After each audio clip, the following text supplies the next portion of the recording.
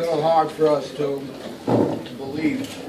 And so I just wanted to publicly thank the Rebbeinu Shalom Bori Olam for bringing us such nachas and such wonderful, such toiv.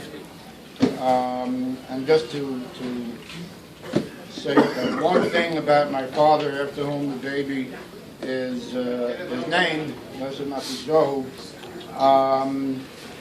I don't know how well you young men here can appreciate what it meant to have an Isoyon, to be simply Shomer Shabbos. Just to give you one perspective, when one of my cousins got married some years ago, and she got married to a Lakewood guy,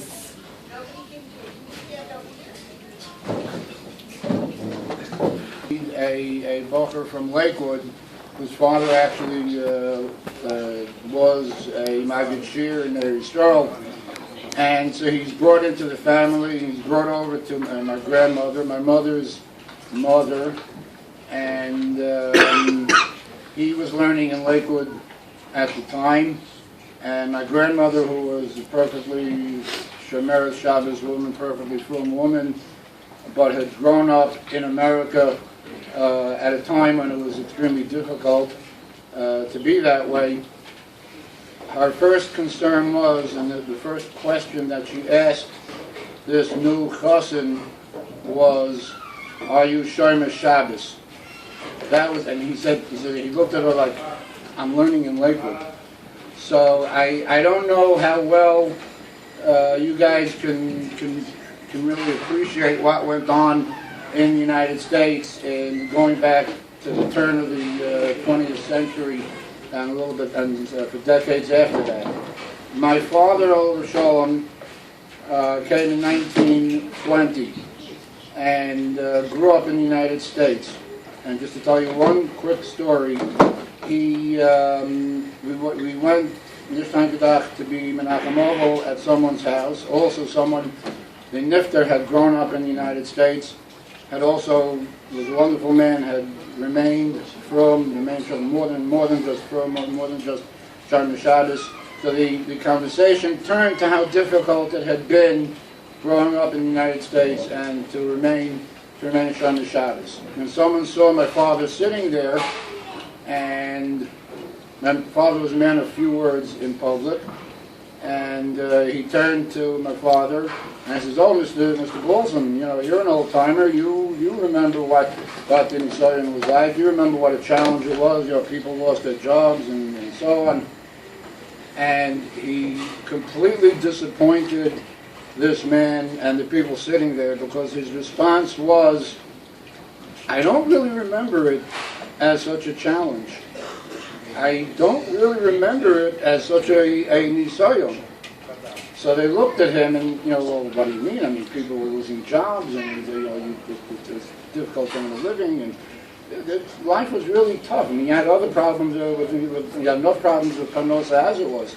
And on top of that, if you lost your job, it was very difficult." My father said, "Look, if you were Shomer Shabbos, then that's who you were.